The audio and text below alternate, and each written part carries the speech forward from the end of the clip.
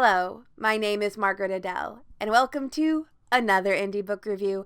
And it feels so good to say that because it has been a year and a half since the last one of these.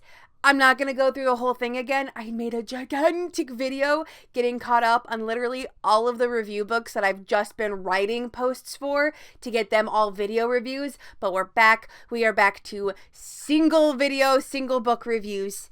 This one just narrowly avoided being included in that video. I think I finished it like the same day that I was editing and uploading that one. But it got its own. It made it that far, and that is Rule of Extinction by Geoff Jones. Now, I got the audiobook. Love to get the audiobook, narrated by Stacey Carolyn, and this is a sci-fi thriller following the imminent end of the world. There is a giant comet coming. The scientists have done all of the studies. Yes, it's going to hit us. Yes, it's big enough to do what it did to the dinosaurs. We're fucked. Bye. But it's been several months of panic. Well, late game, all of a sudden, all of these pods just start coming down to earth, sleek and silvery and almost kind of egg-like, and you can just touch them, they open, you can get in safely, and they just gently float up through the sky. And there's this kind of idea of yeah, we have no idea where these are going, but it's better than the alternative, let's go. And our protagonist is David, a doctor who is estranged from his wife, although that's probably just the everything of the end of the world, but they've been fighting over how to handle the end of the world. David is a huge planner, overly cautious planner. It will become an issue later with his two kids, 6-year-old Barry and 12-year-old Kim. And of course, 12-year-old Kim is doing her 12-year-old thing.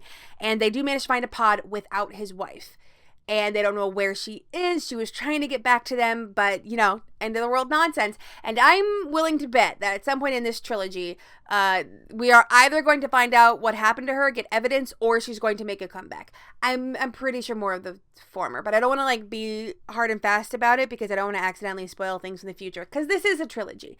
But they do get to someplace, a place. No one knows exactly where this place is, because in some cases it looks like a natural environment, but other things are unnatural about it, and no one can really be sure where they are, when they are. And there's this general idea of, okay, we could be traveling back in time, because these kind of look like prehistoric creatures. We could be undergoing some kind of quarantine. Maybe the aliens aren't sure about us. Are they aliens? Maybe humans from an alternate dimension. There's so many of the most outlandish sci-fi concepts thrown out. But for a while, their biggest goal is to just survive, because these little islands are chock full of beasties that will go after you in horrific ways. Now, the first half of this or so is told in a non-linear fashion, because they will do back and forth scenes where, this is what that person was doing close to the end of the world, how they found their pod, what they were doing before then, and then how they got there. So there are certain moments where it can be a little slow on the pickup. The second half, the last 200 pages, are really what flies by.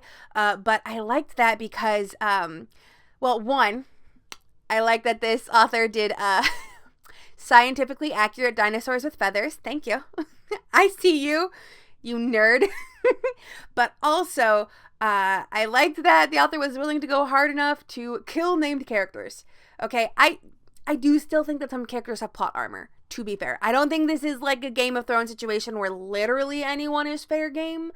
But there are a lot of cases where characters that I thought would be fine, they're named. They've been around the plot for a while. They got their own POV chapters because the POV jumps around a lot. Surely they're fine. No. Some of them get rather gruesome deaths. This is not a nice sci-fi thriller. Not that most sci-fi thrillers are super, cozy. But there is a lot of elements of gore. There is more than one talk of, they watched a limb flop back onto the ground. You're going to want to remember that going into it. There's also a lot of talk of religious fanaticism as they meet up with other survivors in this, wherever they are. Some people have gone religious crazy and that becomes an issue. But much more in the very, very obviously cult-like kind of religious. Because, as a pastor's kid, nothing really brought up for me. Like, it didn't trigger my specific religious trauma, although I guess if you were in a very severe cult, it might for you. The only really downturn moment for me was when the focus of the story started to turn more towards the inter-survivor drama, where it did the thing, and I know it's a very common theme in a lot of any kind of sci-fi dystopia, that man is the real monster aspect, where, people get positions of leadership and power due to being the only ones that have guns, and they're twisted, and it ruins it for everybody else, and nobody else is brave enough to stand up, like that kind of thing. And like, it's not that stuff doesn't happen, but I don't think it happens as much as most sci-fi dystopian authors tend to think it happens. In fact, if you look historically, there's a lot of evidence to show that crises and severe issues like this are actually when people tend to help each other more, probably out of just a biological imperative, right? We are a pack species. We are a social species, so the community surviving ensures our survival as well, but still, most crises and big things actually will show, a la Katrina, the hurricane, 9/11, the immediate aftermath, not the long-term political bullshit.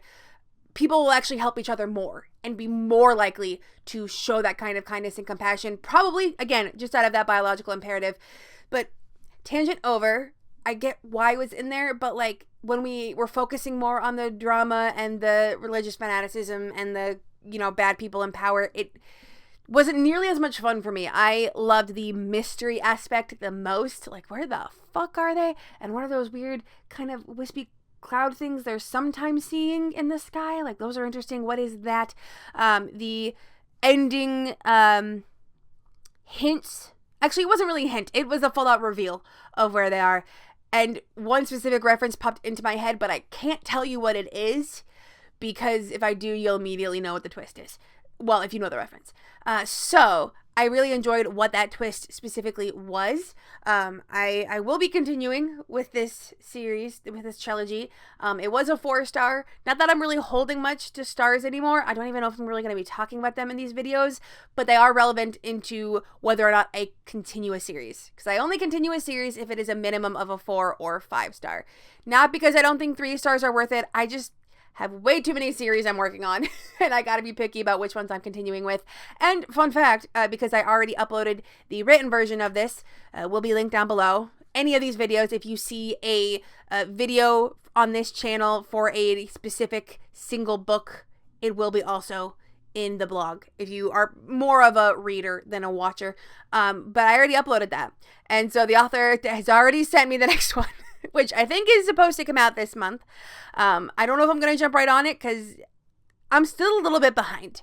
Turns out that trying to review 36 books in only a couple weeks doesn't leave you a lot of brain space to continue reading review books. So I'm not as caught up as I hope to be at this point, but you know what? I'm still on summer break. I can get caught up. And again, I would suggest this if you are like not necessarily a harder sci-fi fan, because the actual scientific aspects of the fiction is not really, they're not going into like the details of how the pods work or whatever. There's like a little bit of talk of the creatures and their prehistoric nature, but like for the most part, they're not really focusing on the science specifically, but it is harder in that it's gorier, it's bloodier. There's a lot of death, named character death, and I'm willing to say that probably more will die in the future, although I still think there are a few with plot armor. Side note about the narrator, because this was an audiobook. I totally forgot that. Grown man, so his voices for like the 6-year-old boy and some of the women were like slightly iffy, but his voice for Waldmeier, the southern man, whoo, I would listen to a book of this from this narrator like that's set in the American South. I would do that.